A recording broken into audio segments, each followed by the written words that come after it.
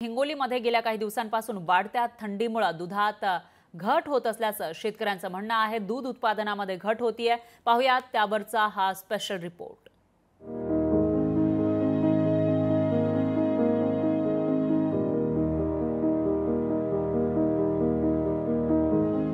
हिंगोलीत गेल्या काही दिवसांपासून थंडीचा जोर वाढलाय। माणसांसह जनावरांवरही त्याचा परिणाम पाहायला मिळतोय।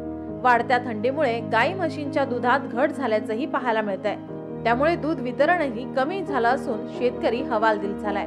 शेतकरी शेकोट्या पेटवून गाई आणि म्हशींना ऊब देण्याचा प्रयत्न करताना दिसतायत। आता यावेळेस जवळपास 10-15 लिटर दूध कमी द्यायला येता म्हशी, कारण की चाऱ्यात बदल केलेला आहे, सर्व केलेले आहे, पण थंडी भयानक थंडी पडलेली आहे।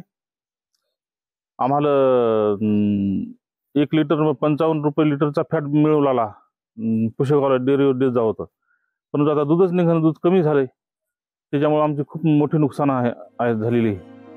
शेतीला पूरक व्यवसाय म्हणून दुग्ध व्यवसायाकडे पाहिलं जातं आणि शेतकऱ्यांना त्या आधारे चांगलं उत्पन्नही मिळतं। थंडीमुळे दूध उत्पादनात घट झाल्याने त्याचा मोठा फटका ग्रामीण अर्थव्यवस्थेला बसलाय। शेतकऱ्यांचं 1 ते 2 हजार रुपयांचं नुकसान होत असल्याने शेतकरी चिंतेत सापडलाय। गजानन वाणी, लोकशाही मराठी, हिंगोली। लोकशाही मराठी ऐका, पहा, जागरूक रहा।